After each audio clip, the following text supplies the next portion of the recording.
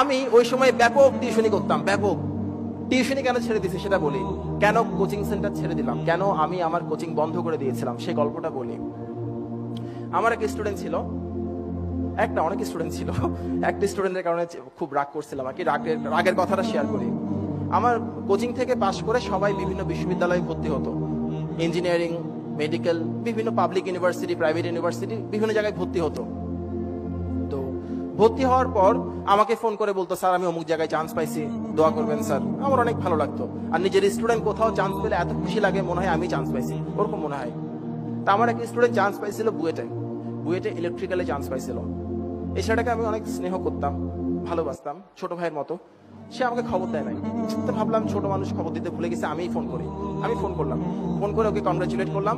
এরপর বললাম, তুমি আমাকে একটা ফোন করবা না বোকা, খবর দিবা না, এত বিশাল একটা খুশির সংবাদ বলো নাই কেন? তখন সে আমারে বললো, স্যার আপনি ফোন করেন নাই কেন? আমি বললাম, আচ্ছা সরি, আমি আসলে ভুলে গেছি।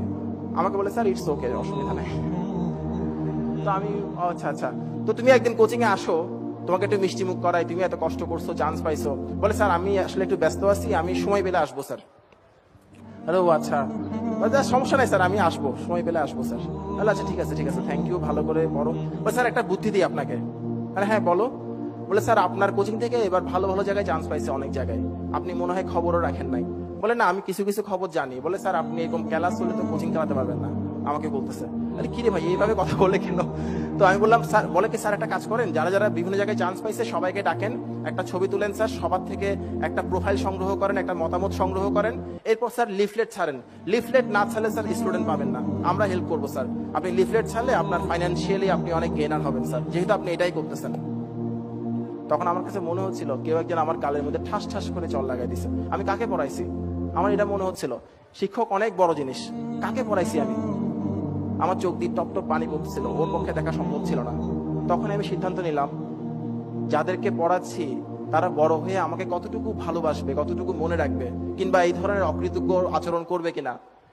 ওর কথায় কষ্ট পাওয়ার আরেকটা কারণ ছিল, এই ছেলে যখন ক্লাস 9-এ সেকেন্ড টার্মিনাল পরীক্ষা দেয়, তখন তার বাবা আঙ্কেল মারা যান, স্ট্রোক করে মারা গিয়েছিলেন। উনি স্ট্রোক করে মারা গিয়েছিলেন। তো ওনার মৃত্যুর পর আন্টিকে আমি ডাকলাম, ডেকে বললাম, ও আমার কাছে করুক, অসুবিধা নাই, ওর জন্য কোনো ফি লাগবে না। তা আন্টি বলে, অসুবিধা নেই, আমাদের ফাইন্যান্সিয়াল সমস্যা নেই, কিন্তু আমি জানি ওদের সমস্যায় আছে। আমি বললাম, আন্টি সমস্যা নেই, মন থেকে বলছি, ওর জন্য কোনো ফি দিতে হবে না, ও এমনি ফ্রি পড়বে, আমার কোচিং অনেকেই ফ্রি পড়ে। যে ছেলেকে আমি ওই সময় থেকে শুরু করে 3.5 বছর পড়াইছি, একটা পয়সাও নিই নাই, সেই ছেলে যখন আমাকে শেখাই কিভাবে পয়সা কামাতে হয়, সে পয়সা আমার দরকার নাই, ওই জন্য আমি ছেড়ে দিয়েছি কোচিংটা।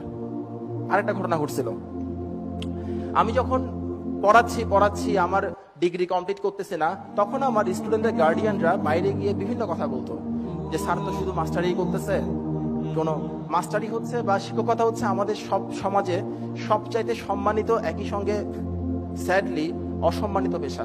আমার বলতে খারাপ লাগছে, কিন্তু এটা দুর্ভাগ্যজনক, জাতি হিসেবে আমাদের জন্য খুব দুঃখজনক এই জিনিসটা।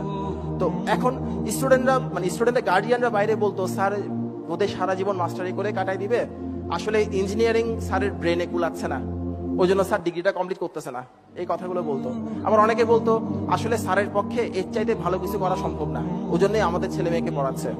আমার অনেক গার্ডিয়ান এসে আমাকে কথাটা বলে দিত, যে স্যার লোকজন এভাবে করে বলে, আপনি স্যার আপনার ডিগ্রিটা কমপ্লিট করেন, শুনতে খুব খারাপ লাগে স্যার।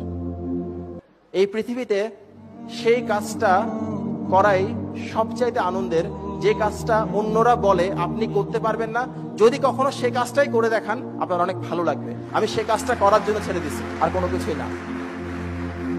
আপনাদেরকে বলি, আপনাদেরকে অনেকেই বলতেছে তুমি এটা করতে পারবা না, তুমি পড়ো প্রাইভেট বিশ্ববিদ্যালয়ে, তুমি অংশগ্রহণ করতে পারবা না। প্লিজ কোনো রিপ্লাই করবেন না, আপনার সবগুলো রিপ্লাই হবে আপনার কাজের মাধ্যমে, আপনি আপনার কাজ করে যান, কোনো অসুবিধা নেই, দিন আসবে একদিন আপনার।